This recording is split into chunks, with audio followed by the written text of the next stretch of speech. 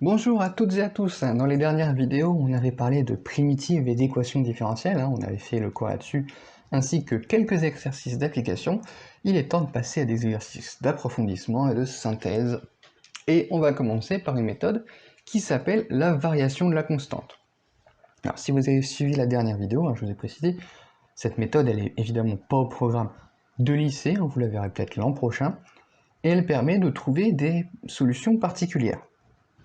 Les solutions particulières, malheureusement, on n'en a pas toujours et il faut trouver avec ce qu'on a.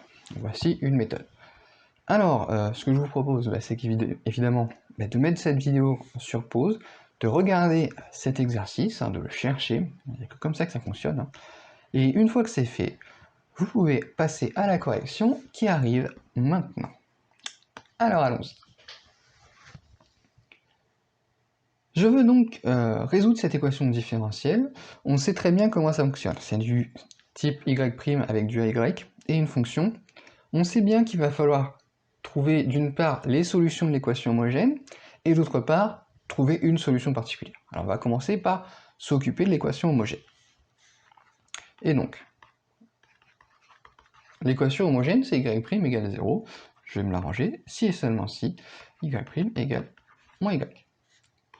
Et les solutions de cette équation,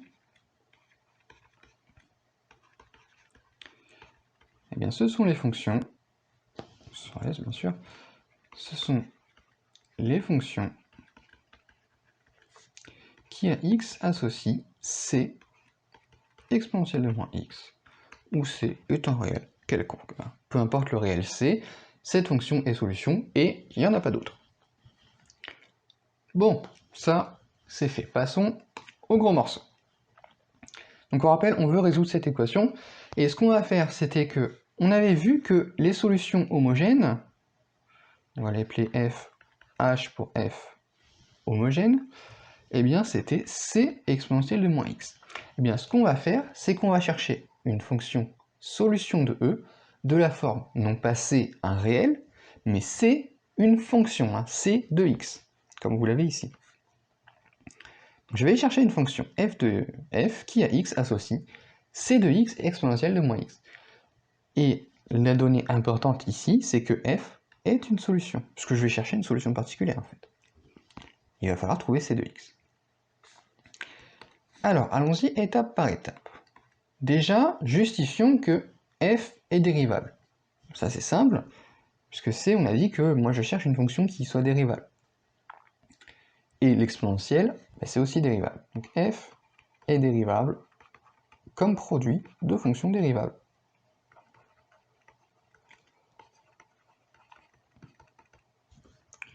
Tac, comme produit de fonctions dérivables.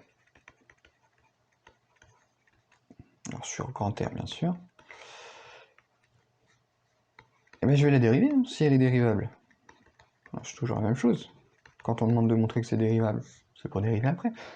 Eh bien, je vais utiliser la formule tout simplement de dérivée d'un produit. C'est-à-dire que c'est c' de x exponentielle moins x plus c de x fois moins exponentielle de moins x. Voilà.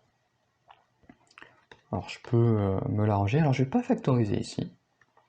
Je pourrais, ça change rien. C'est c' de x exponentielle de moins x moins c de x exponentielle de moins x. Ok, alors pourquoi je fais ça? Parce que la question 2, on va en déduire que c' c'est cette forme. Alors d'où ça vient? Mais c'est ce que je vous disais, c'est qu'il ne faut pas oublier que f est solution de ça. F est solution de E.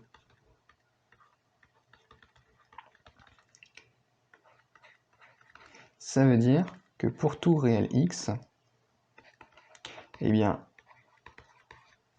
j'ai ça, j'ai f' de x plus f de x, c'est égal à 1 sur 1 plus exponentielle de x. C'est-à-dire f' de x, donc on a dit c'est c' de x exponentielle moins x, moins c de x exponentielle de moins x, plus, et f de x, c'est quoi? C'est c de x exponentielle de moins x. Et qu'est-ce qu'on remarque? Mais c'est que ça, là, ça se simplifie. Et il me reste... Hop, il me reste c' de x exponentielle de moins x égale 1 sur 1 plus exponentielle x, c'est-à-dire c' de x qui est égal à exponentielle de x sur 1 plus exponentielle de x. Et c'est ce que je voulais. En fait, c'est pour ça hein, qu'on la prend de cette forme-là, notre fonction, notre solution particulière. C'est pour qu'à la fin, en fait, le c de x disparaisse et qu'il ne reste plus que c'. Puis à la fin, ce c', on va le primitiver. Alors il faut savoir le primitiver, c'est pas évident. Mais là, fort heureusement, on a un exemple sympathique. Alors, je vais simplement... Enfin non, je vais même pas le garder puisque je l'ai là. Pourquoi faire? Donc c' de x égale exponentielle de x sur 1 plus exponentielle de x pour tout réel x. J'ai déterminé maintenant une fonction c qui convienne. Alors ça veut dire que je dois trouver une primitive de ça. Alors on repasse dans le début du chapitre. Alors de quelle forme c? Visiblement c'est pas une primitive usuelle toute simple. Alors je rappelle après mes primitives composées, donc j'ai moins u' sur u carré, j'ai du u sur 2 racines de u, j'ai du u' sur u, j'ai du u' exponentielle de u. Bon, alors là, évidemment, là, vite reconnu, c'est la forme u' sur u. Voilà, j'en suis à la 3. Pour tout réel x, on pose u de x égale 1 plus exponentielle de x. Alors, ben, u de x est strictement positif, hein, puisque l'exponentielle de base est strictement positif. Et ben, c' de x, c'est u' de x sur u de x.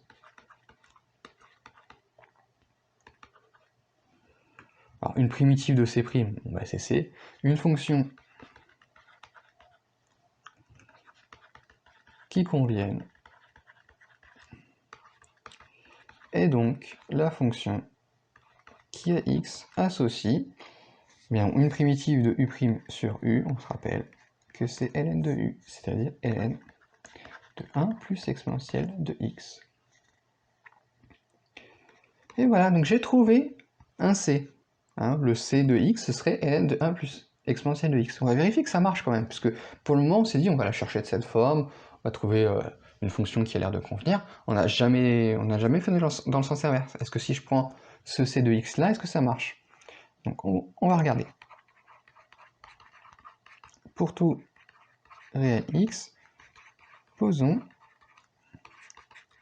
f de x égale ln de 1 plus exponentielle de x, exponentielle de moins x. Je prends c de x exponentielle de moins x, et je remplace c par ce que j'ai trouvé. Alors, ceux qui ont une plutôt bonne mémoire se rappellent qu'en fait, cette fonction-là, je l'avais déjà utilisée, c'est le deuxième exemple d'équation différentielle du chapitre, première vidéo. Bon, si vous vous en rappelez pas, c'est pas grave, on va le refaire de toute manière. Donc, comment ça marche? Bon, ben, f est évidemment dérivable sur grand R, et pour tout réel x, bon, ben, je vais dériver. Alors pourquoi elle est dérivable par produit hein? Celle-là elle est dérivable parce que de toute façon je l'ai primitivé la question d'avant, puis ça c'est dérivable, c'est une exponentielle. Donc f' de x égale dérivée de ln de 1 plus exponentielle x. Alors on s'amuse pas à la recalculer, hein? On l'a la question d'avant, elle est là. La dérivée c'est exponentielle de x sur 1 plus exponentielle de x fois exponentielle de moins x. Moins ln de 1 plus exponentielle x, exponentielle de moins x. Hein, j'ai fait passer le moins directement de l'autre côté. Et moi, ce que je vais montrer, c'est que f est solution de cette équation. Donc ce que je fais, c'est que je calcule f' de x plus f de x, ben, c'est égal. exponentielle x fois exponentielle de moins x, ça fait 1 sur 1 plus exponentielle de x. Moins ln de 1 plus exponentielle de x, exponentielle de moins x, plus f de x, c'est-à-dire plus ça. Et là, miracle, simplification extrême, il ne reste plus que 1 sur 1 plus exponentielle x.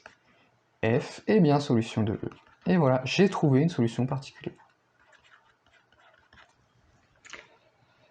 Voilà, donc j'ai trouvé une solution particulière. J'avais à la question d'avant les solutions de l'équation homogène. J'ai donc toutes les solutions. Et c'est la question finale. Les solutions, alors on se rappelle, elle s'appelle E celle-là. Les solutions de E sont les fonctions qui à x associe la solution homogène, on avait dit que c'était c exponentielle de moins x. La solution particulière, on avait dit que c'était celle-là. C'est un partenariat. Alors si on veut, on peut factoriser c plus ln de 1 plus exponentielle x fois exponentielle de moins x. Et voilà, on a résolu une équation différentielle avec une méthode, ma foi, fort utile. Alors, elle a ces petits inconvénients, vous avez vu juste avant qu'on est tombé sur une fonction c' qu'on savait primitiver. Voilà donc pour ce premier exercice. Alors, il y en a un autre qui suit l'exercice d'application, d'approfondissement plutôt, qui est le modèle de Gompertz et qu'on verra la prochaine fois. Si vous voulez le voir, c'est l'Annales Pondichéry 2006. Et moi je vous dis à bientôt.